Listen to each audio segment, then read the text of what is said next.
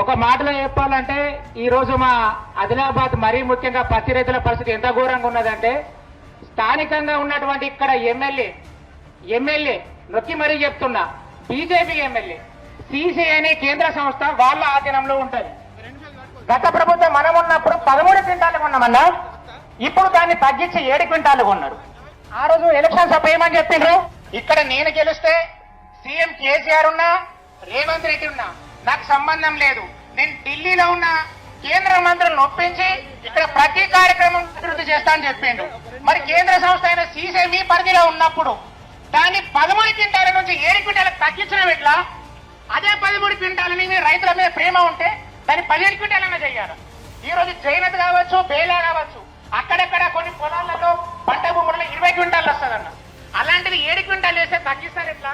ఈ రోజు రైతు నష్టపోతారు ఎట్లా? దీనికి తోడు ఇంకోటి ఏమనంటే మార్కెట్ షార్ట్ అయిన రోజు నేను కాదు కదా, సాక్షాత్ ముఖ్యమంత్రి కూడా ఈ విషయంలో ఏమీ చెయ్యలేడు అని చెప్పిండు. నేను ఒక్కటి అడుగుతున్నా రైతన్న తరఫున మీ తరఫున మీ ద్వారా, నువ్వు ఒక ఎమ్మెల్యే అయ్యి ఉండి రైతులకు ఏమీ చెయ్యలేనని పక్కా చెప్పిన తర్వాత నువ్వు ఉండేందుకు అంటున్నా.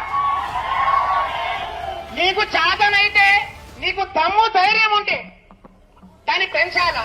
మొన్న మా జోగురామన్న గారు ఎంపీ ఇల్లు ముట్టడిస్తే అప్పుడు హుటాహుటిన ఎక్కడ మాయిపులు వరుగుతాయని చెప్పేసి వాళ్ళ కాళ్ళ కింద భూమి కదిలొచ్చి ఇప్పుడు 12 క్వింటాలు చేసే ప్రయత్నాన్ని మొదలు పెట్టిండ్రన్న.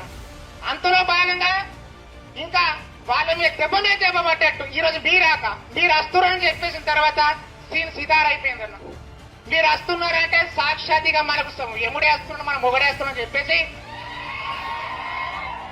మీరు వచ్చిన తర్వాత మేము ఇలాగే వదిలిపెడితే రైతులందరూ మమ్మల్ని రాళ్ల బట్టి కొడతారని చెప్పేసి మీ భయానికి ఈ రోజు మార్కెట్ బంద్ పెట్టిండ్రన్న. కేవలం కేటీఆర్ అన్న వస్తున్నారనే ఒకే ఒక భయంతో ఈ రోజు మార్కెట్ ని బంద్ పెట్టిండ్రు.